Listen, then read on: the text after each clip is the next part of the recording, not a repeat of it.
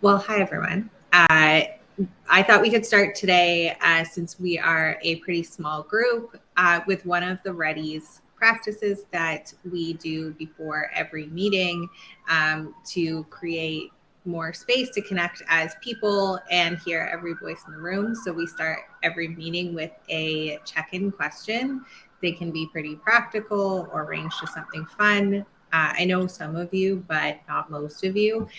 So I thought today we could start with, if you could say your name, the company or organization you're from, and one thing that you would like to get out of our time today.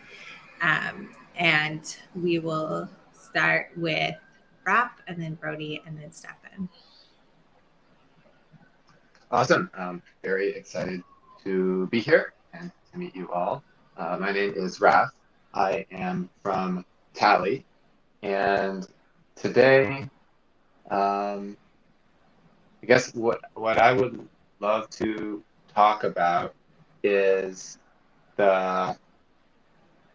I'd love to maybe start with analogies. Like I like to analogize from other systems that like have lots of embedded knowledge and have lots of long history of practice, because I find it both helpful to do a compare and contrast, like what things port over and what things don't. And I kind of like those exercises, and it's a good way to learn from, big bodies of knowledge that have been built up over a long time that have a lot to teach us. Hi, all. I'm Brody, and I am from Water and Music, which is a sort of nascent music media research DAO. And I'm here just to, I want to contribute and also learn from everyone. We're like, Water Music's pretty early on our DAO journey.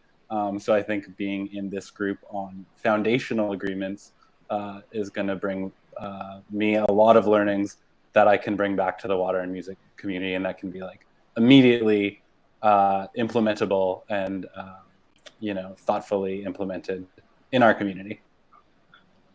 Thanks, Brody. Go Stefan and then Jonathan. Awesome. I'm Stefan. I'm from Govern and the Caribbean Blockchain Alliance. I'm here basically because equitable governance, bottom-up governance, these are things that are really important to me. So this is an obvious choice. Thanks. Jonathan and then Spencer. Well, hey everyone, I'm Jonathan Hillis. I'm with Cabin, and I'm most interested today in just hearing new perspectives and ideas about how we can approach governance. Go to Spencer next. Hey everybody, I'm Spencer Graham, primarily with DAO House and HATS protocol. I am here because I think DAOs and decentralized governance are one of the most important innovations, or potential innovations, I should say, in a very long time. And I am super excited to be part of the group, part of the ecosystem that gets it right. There's one person off screen, but I can't see your name, unfortunately. But if you want to speak or type in the chat your answer, that's cool. Yeah, I can also just quickly introduce. So I'm Sizzle, I'm the facilitator. If you have any issues or problems or whatever, like feel free to message me and I'll try to help out. I represent MinDAO and I'm here to learn as much as possible from everyone in the room.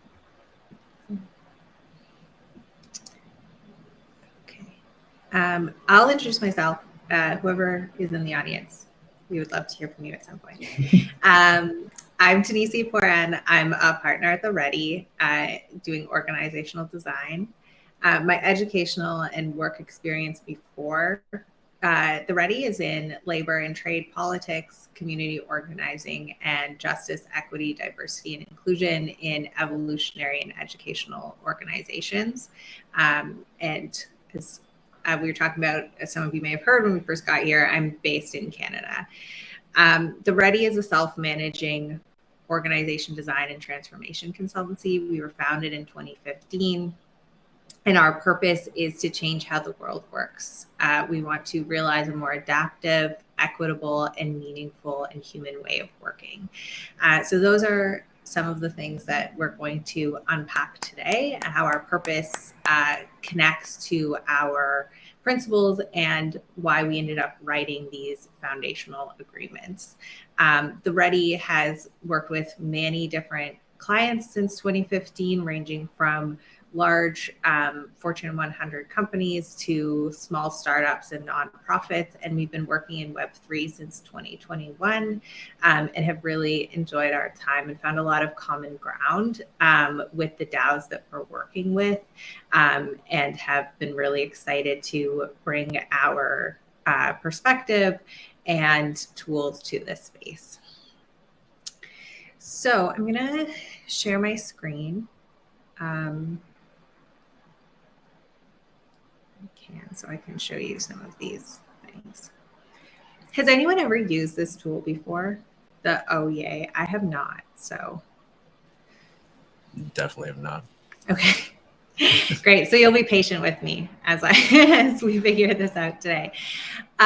So I'll start by talking a little bit about the REDI and some of our underlying principles. I'm also going to, what might be easier than sharing my screen is just bringing you all to this mural board.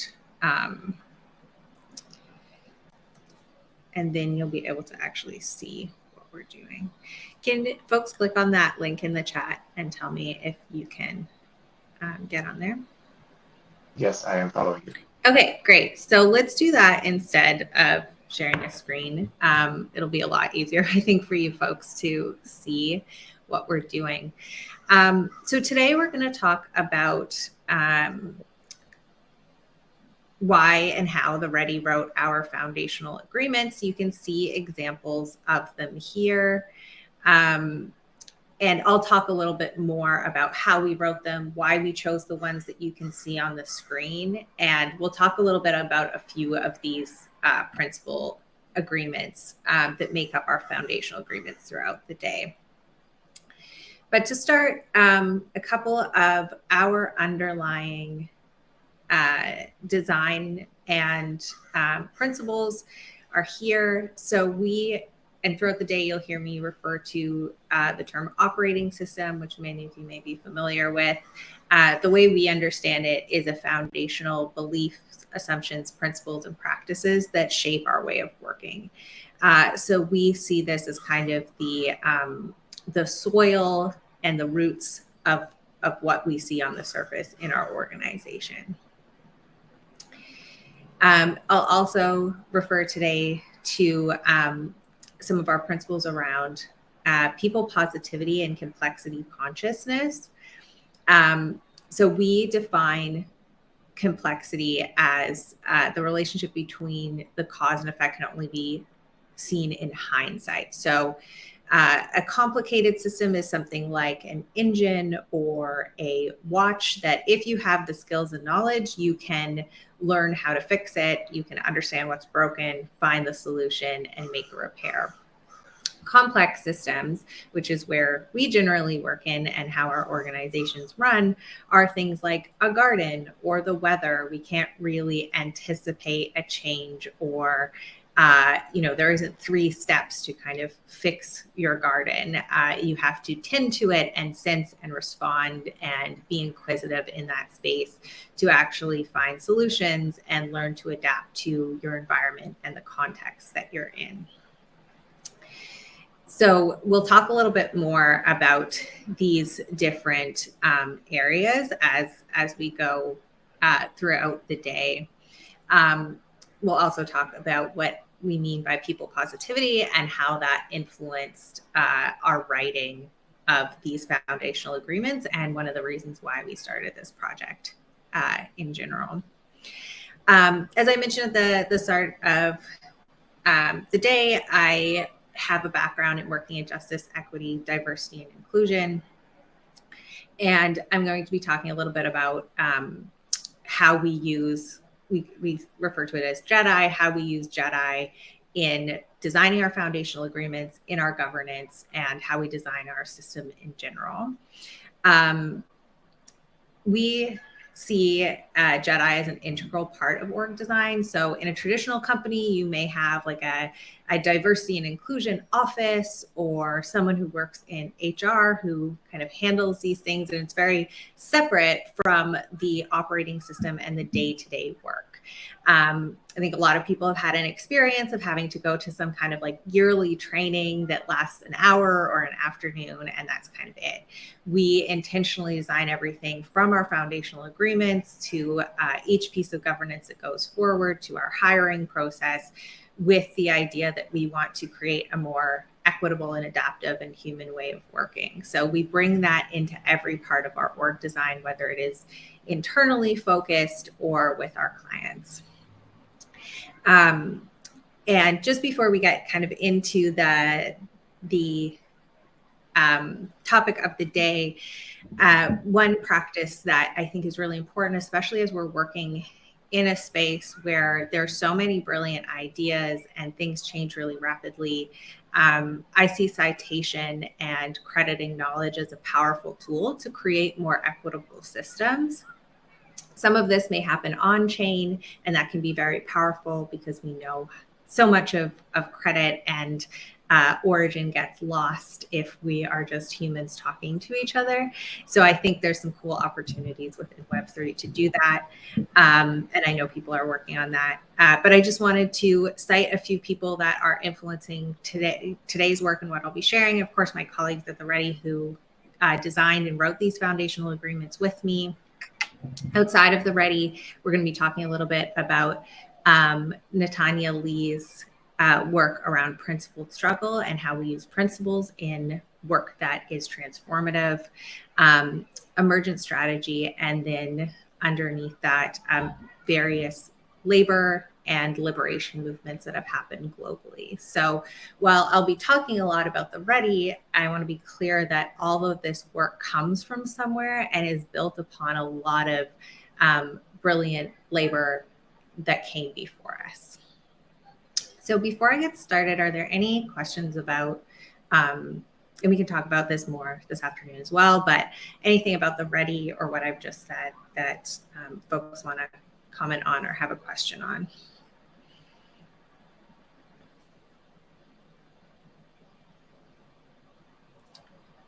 Cool.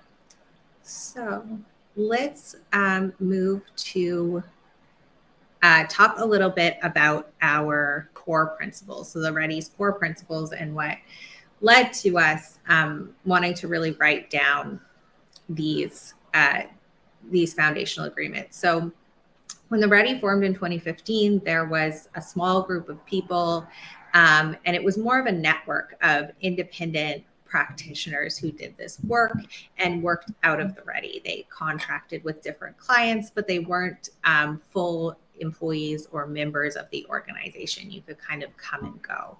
And then there was a few people that stayed, and they moved more to a membership model where we're very intentional about folks who join the Ready and the commitments you make to be an owner operator of the company. So there was a lot of knowledge being held by a few people, but if you were part of our work, whether you were coming and going or you were someone that was very committed full-time to the organization, part of working with us is being committed to a few of our core principles, one of which is people positivity and complexity consciousness. You can read below some of the ways that we understand that. So people positivity means that we default to trust and respect. We operate with a principle of autonomy, which I'll talk a little bit more later. We're very connected to our purpose and are moving forward towards that. And we understand that our environment shapes how we show up. So we don't, if someone is behaving in ways that we don't like or don't make sense in our organization, we try to look more at the system rather than individual fault. Of course, we take responsibility for our actions and how we show up in the system, but we also know that if someone works in a system that is very command and control based, where their every movement is being micromanaged, they're going to act in ways that are not very people positive. They may react in fear or distress. And we try to design systems where people can show up as their authentic selves and come from a place of trust and respect. For complexity consciousness, which I talked a little bit before about how we understand complexity, we think of organizations as basically living, evolving organisms versus machines. We are very conscious of the context that we're in, and we design for emergence and adapt as we change. So rather than trying to write every single agreement perfectly, from the beginning, we wrote these foundational agreements as a way to allow for more emergence and change within our system. We also really designed for, and we'll talk about this more today, enabling constraints over static rules. So how can we move towards our purpose and nurture and protect our organization without stifling people or creating these static rules, which end up just creating a lot of organizational debt as we move through. So those were principles that we were operating on, but we didn't really have it wasn't really written down anywhere. And that was a source of tension in our organization. But we knew principles were key to what we wanted to do.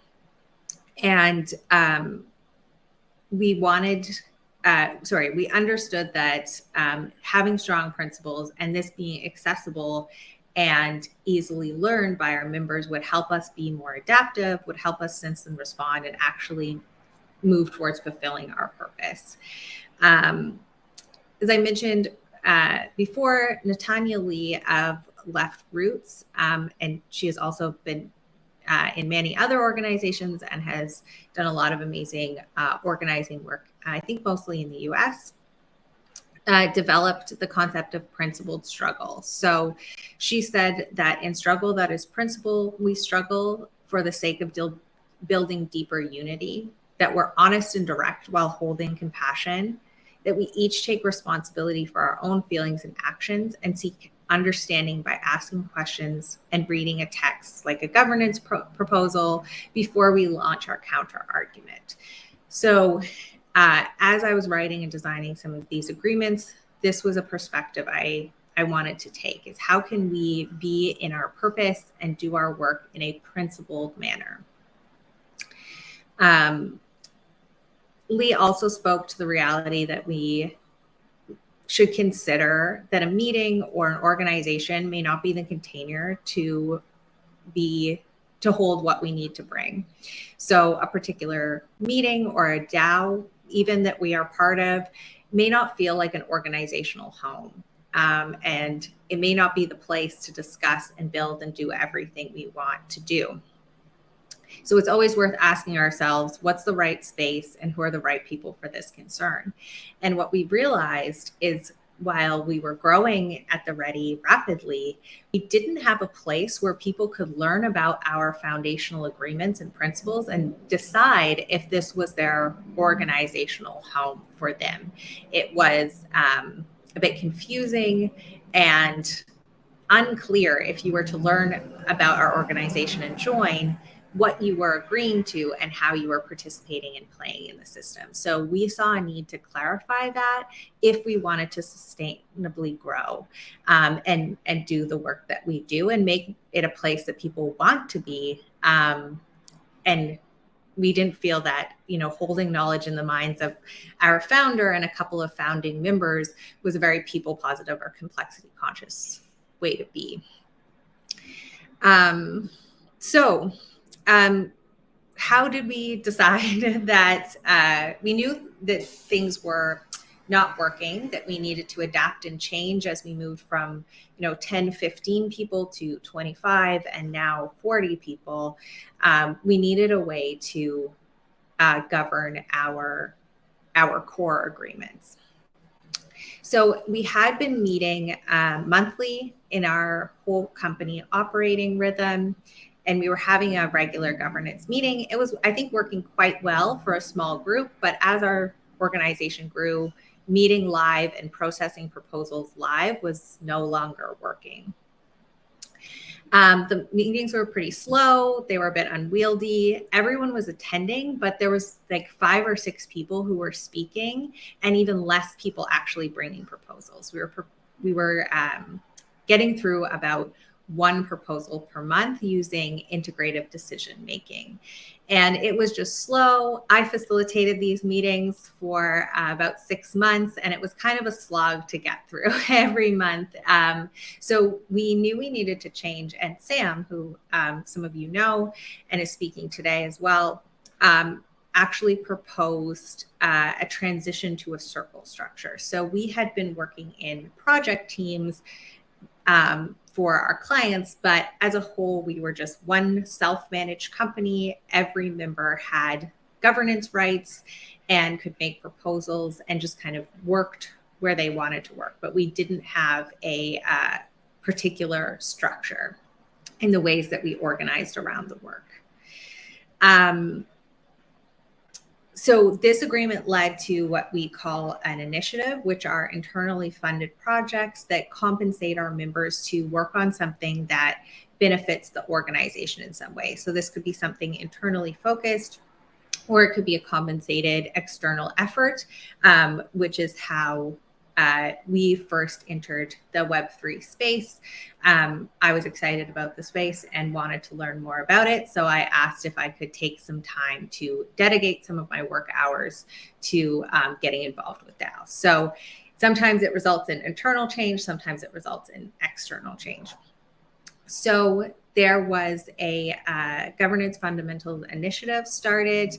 There was a team, I think, of 4 people that drew inspiration from sociocracy, holacracy, Hayer's model, and other different types of governance and organizational design models. This team of 4 members met a few times and identified the need to for JEDI expertise, because in our purpose it says we want to create an equitable world, and that wasn't really showing up in our governance. So we had this external purpose, but our internal workings, we weren't making any forward movement in making our own structure more equitable. So I joined in and we started writing the foundational agreements and designing our circle structure in order to be more equitable. So we wanted to find a way to increase speed of proposals and to make participation easier. I'm curious about the reaction when I say we used to do 1 proposal per month. When we talk to our more traditional clients, they're like, wow, that's amazing. 1 decision per month. And I'm curious for you folks, does that sound really slow? And if you have any thoughts about how quickly you make proposals happen in your organizations.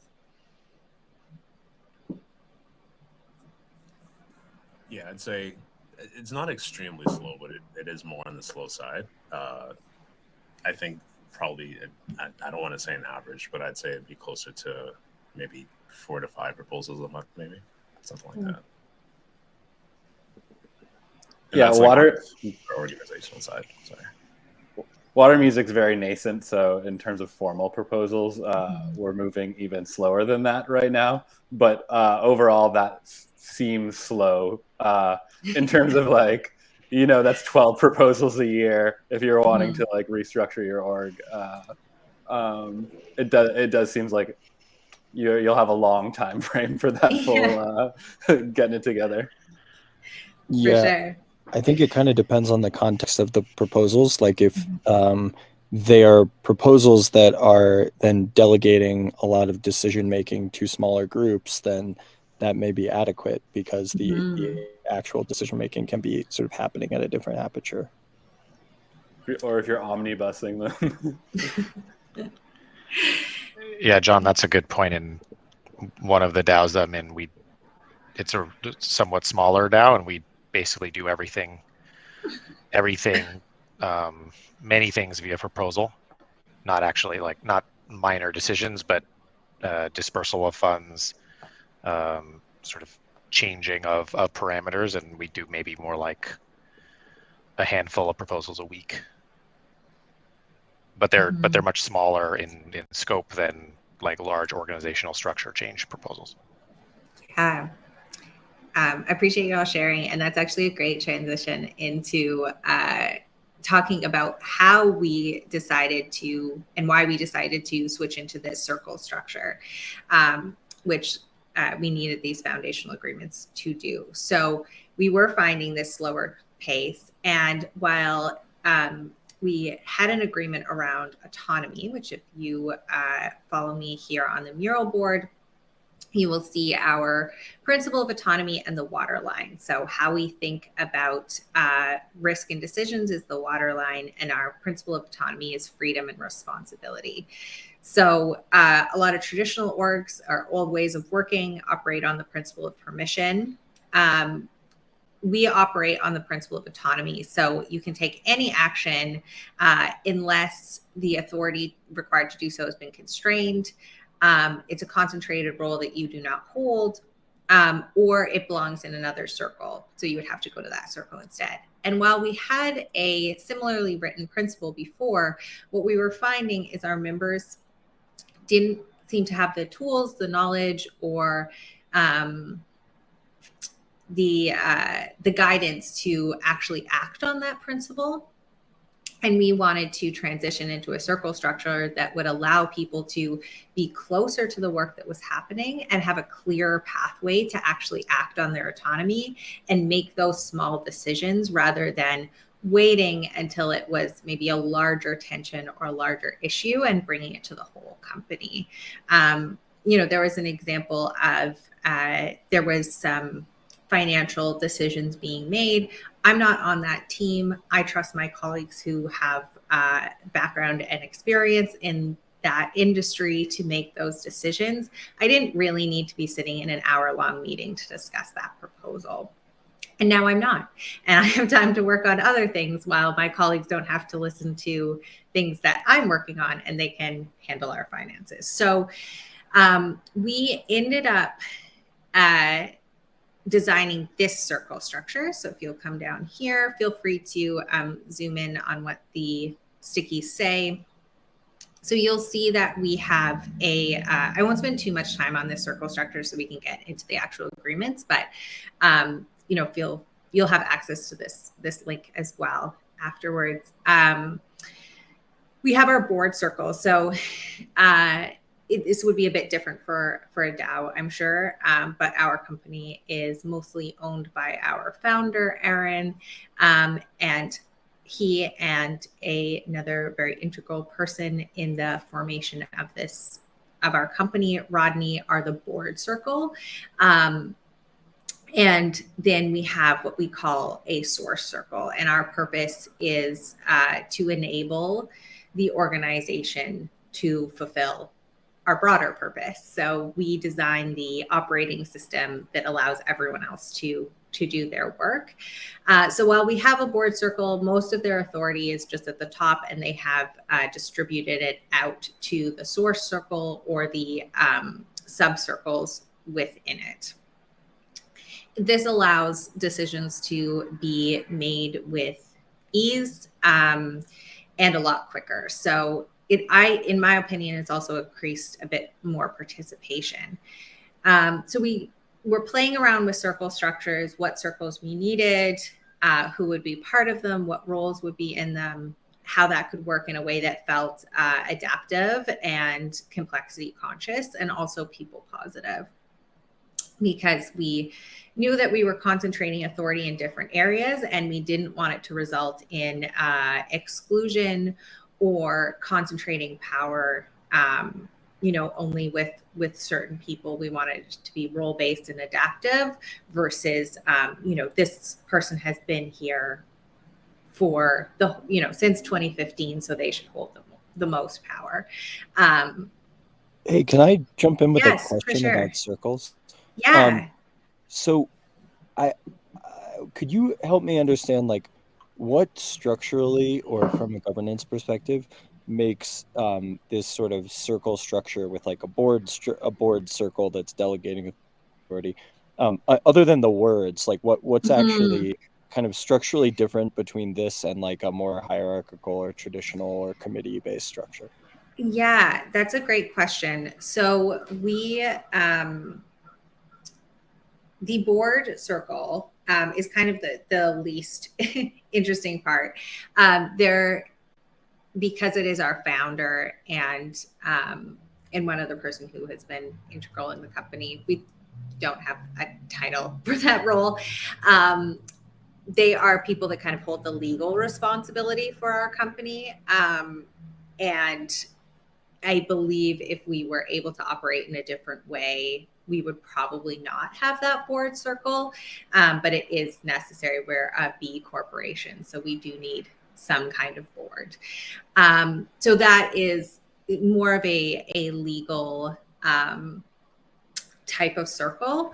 And then for our source circle, that is just a grouping of roles. So there is someone who works on hiring, someone who works on training, myself who holds our JEDI work, and we gather together monthly and weekly and do this work together. So we don't actually manage anyone else. We are stewards of the work and hold different projects to move forward, but I don't manage anyone else. Anyone can be part of a circle.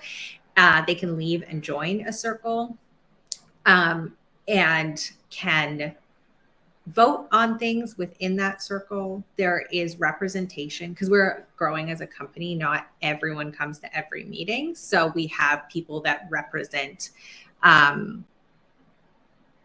Sorry, I got like a side conversation thing. Yeah, I clicked the wrong thing. Okay. I'm also learning this platform. Yeah, no worries.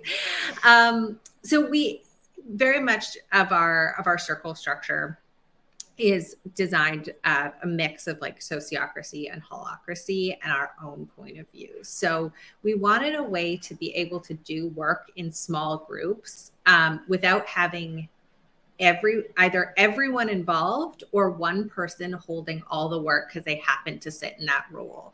So rather than having one role that works on training, there's now a circle of people that can come and go and take on work and take on projects and be part of that as it makes sense for them, whether they are in the onboarding process or they've completed it and now want to contribute knowledge back to that circle. So we wanted to avoid this unintentional power structure that was happening, where folks who had been around for a long time just held experiential knowledge and power and were both, taking up a lot of space in governance meetings and giving their opinions, and very overwhelmed with all the work because they were the knowledge holders. So we were trying to distribute and spread out knowledge and responsibility and make it easier for someone to jump into a circle and join without having to do a lot of prep work and reading. We also, I'll share my screen quickly. We have a guide for all of our members that tells you how to get involved with a circle, how to propose a change for a circle that you aren't in.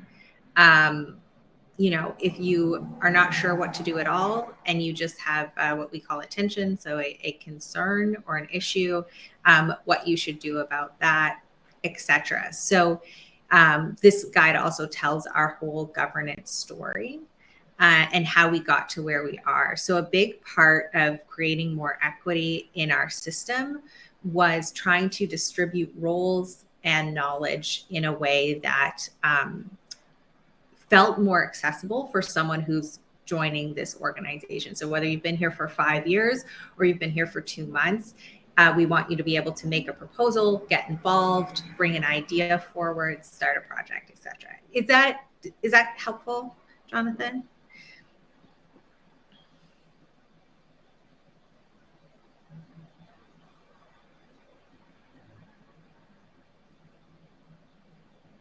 Hey, sorry about that. I lost okay. those.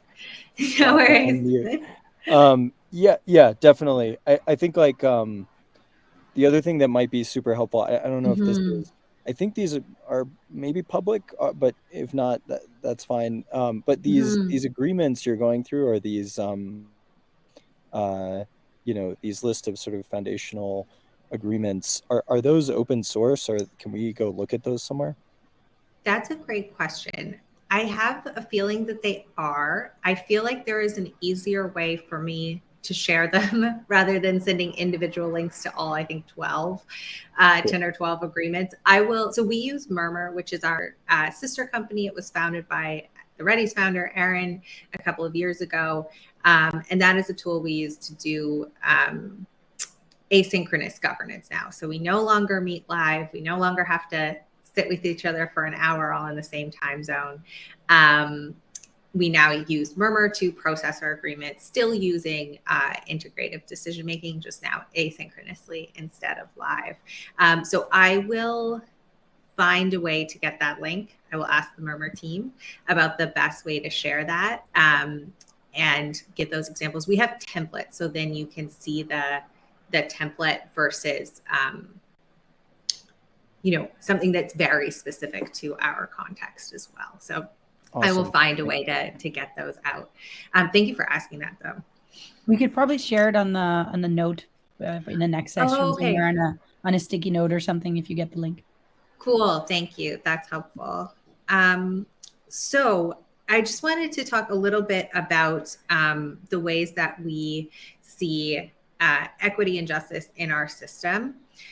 So like I said, knowledge was in many places. It was really challenging for folks to piece everything all together. And it was creating these unintentional and harmful power dynamics that are so present in self-managed or autonomous systems.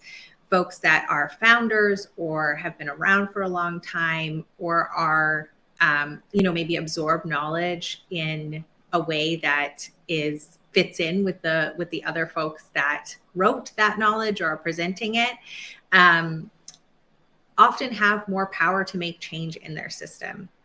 And that's what we were noticing. And we thought, how can we create a way to share our core beliefs and our core agreements with folks that is more accessible and more equitable?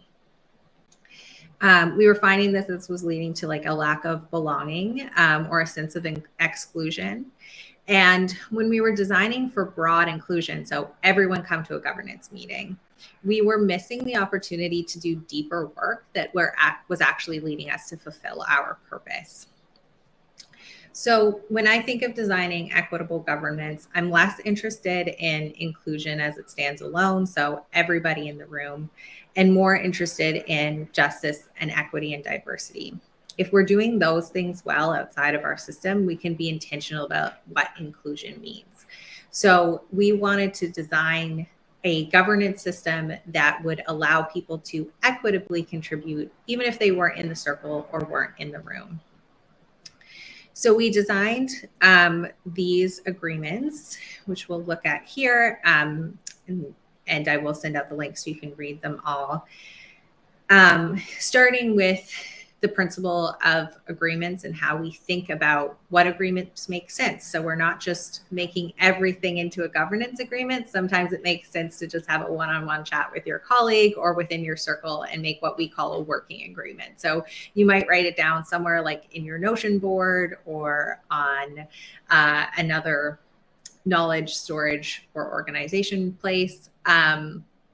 But you don't need to necessarily put it through our formal governance. So we wanted to make that easy and understandable for folks to go through. We do default to transparency. So we encourage teams, whether you are in a bunch of circles, or you're in no formal circles, you're kind of just moving around through the system, you can access knowledge and see what other teams are doing. We found that there was a lot of information that was being held just in people's heads and in personal drives, etc. And we really wanted to put this as our foundational principle and foundational agreement to encourage folks to share knowledge openly and share work openly, so we can learn from each other, so we can help each other grow and gain mastery within our system. One of our more recent agreements is our principle of equity, which we use to apply an equity lens on designing our systems, making proposals, and how we vote on proposals. So if, let's say I wrote something and one of my colleagues says, we actually think that this will make our system more inequitable for our members. How about you change, X, Y, and Z? They could make that proposal and have a bit of guidance on how to do that. I took some screenshots in here of what some of those principles are, like the principles of circles. So feel free to take a look at those before we send the links out.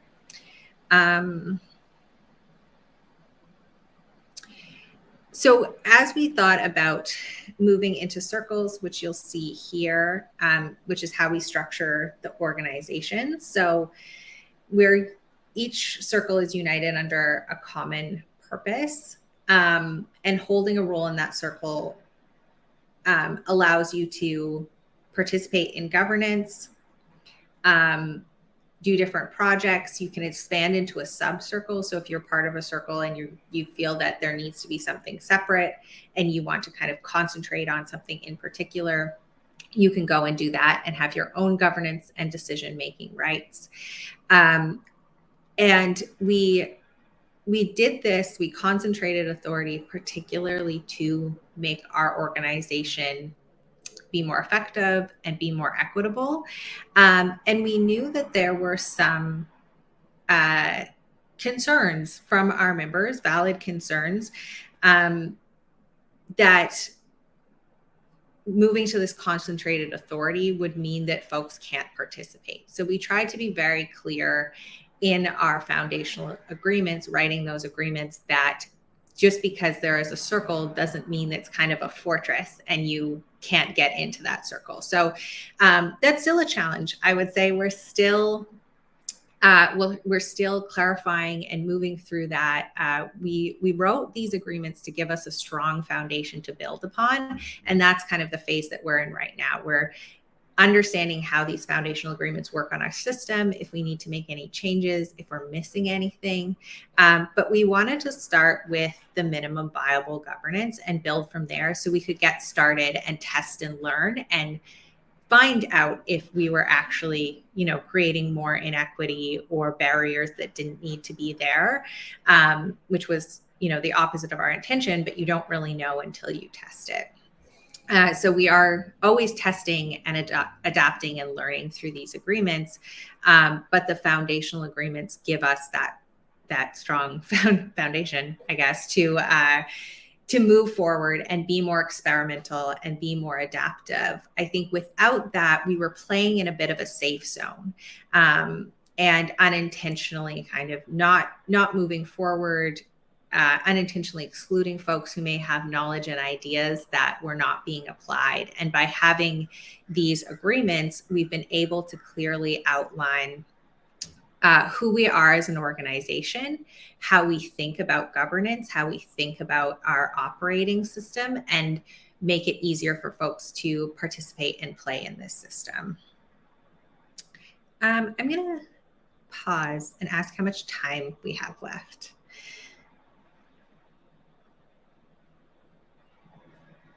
I'm muted. I think we have 10 minutes left. 10 minutes. Okay, cool. Are there any questions or things you'd like to hear more about? None from me, but definitely looking forward to dive into this more.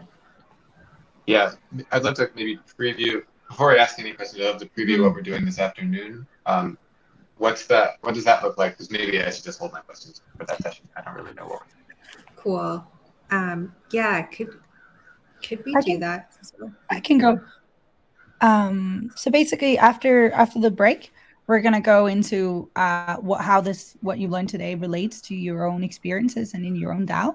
We're gonna be doing a little like group session, and then we're gonna be grouping these answers into themes, and then based on what you really relate to or what you feel strongly about discussing, we'll be breaking you up into groups of like 2 to 3, and then you're gonna be working like in depth with these themes. Okay, great. Thank you. Yeah, so maybe before we close, I'll just take a few moments to talk about what we're learning and what we're doing now. So the reason we do have quite a lot of agreements. We work in many different areas. We work in for many different projects. So we do probably have more agreements than a smaller organization may need. So I advise teams to go for the minimum viable governance and work from there. I think it's easier to notice and create a truly equitable and meaningful system when you are not overwhelming yourself or your system from the start. So we didn't want to create just an agreement for every potential problem. So we started with what was truly foundational and important to us. So transparency, equity, autonomy, consent, how we team with each other. These were areas that we felt very strongly about. And I think the first ones were transparency and autonomy that we wrote. And the water line, because we really wanted to, if we were concentrating authority, we wanted people to understand the purpose behind that and why. I would say that's an ongoing conversation we all have, is how we think about authority and equity in our self-managed system, especially as we grow. And we can't just be in every room and in every place. So this is where I often push back against inclusion as it's often understood, which is very much at the surface level of you have to be in every conversation in every room, and think about more of like, what are the agreements and systems and tools that we can use to actually create an equitable and accessible system. So then things like inclusion and belonging and diversity come into our system. So that is a big reason that we decided to start with these foundational agreements, so that folks of various experiences and interests and knowledges could actually contribute to building out our governance from the system. I think it also helps people understand if this is where they want to call home as their organization. They can read our agreements and see if it makes sense for them. And they don't have to stay in a place that doesn't work for them. I'm not sure about all of you, but I definitely have joined organizations that have seemed like my place that I want to be in, but when I actually understand their operating system and their principles, it's not really in line with what I want to do. So we wanted to make our membership feel like they had the choice to participate in a way that made sense for them.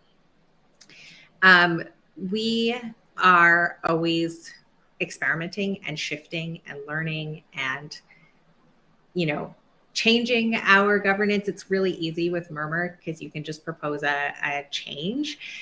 So if there's a line you want to add or a line you want to take out, you don't have to gather everyone together and meet. And while we are adaptive and experimental, we also know that we need a strong foundation to meet our purpose. So that's why we wrote these agreements, so we could stay on track and have a common shared understanding, shared knowledge to build towards our purpose, which I don't think would have been possible if we weren't so clear in these agreements. So while changes can be made to foundational agreements, we all take this quite seriously because they affect every person in our company, versus a circle proposal that it might be for an experiment and you might change it in 2 months. we really want to see these foundational agreements as something that we can build upon and are very strong and well understood. So that's why we don't put everything in the foundational agreements category, so we can stay lean and move forward versus kind of getting bogged down with trying to capture everything in our system. We also use these agreements to test other agreements, projects, and experiments in our system. So if something's very out of line with our foundational principles and agreements, that's where we encourage members to take a second look. So if you are putting forward an agreement that for no legal purpose limits transparency, there are some things when we work with clients that we obviously privacy is important, but internally, and most of the time, there's no reason for us to not be transparent. I can see all of my colleagues' income, the default rate, we call them default rates, but it's basically our pay. They can see mine. We can all see, each other's Google Drives, and share knowledge like that. So if I was proposing something that really limited that, that would be out of line with our foundational agreements. And someone would be able to say, hey, Tanisi, I think you made a proposal that's actually really out of line with the foundational agreements. You might want to take a second look at that. So this also helps folks participate in ways where they can be autonomous and experimental without creating a whole lot of risk in our system. And I think that's encouraged more equitable participation, because there are these pathways for folks to experiment and explore in a way that feels less high risk. And we will get into the details of all of these. I could talk about foundational agreements all day and what we've learned from them. But we are in the midst of learning. We moved to this circle structure in November 2021. We have doubled in size since then. So we are always adapting and learning and growing. And I'm really excited to talk to you folks about what you see in your systems and how, perhaps this structure and these types of agreements could be useful in your organizations.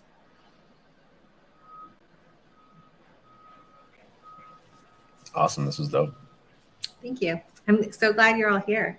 When I was sharing with Steph, I already told you this, but when I was sharing with Sam, who was in each of our little pods, he said that he was jealous because you all seemed great. So this is a pretty dope pod. I feel very lucky. We're actually the lucky ones. So ditto that, Stefan. Much appreciated, Tanisi. This was amazing. Thanks. I'm really excited to chat with all of you. I feel like I was talking so much, which is what I signed up for, but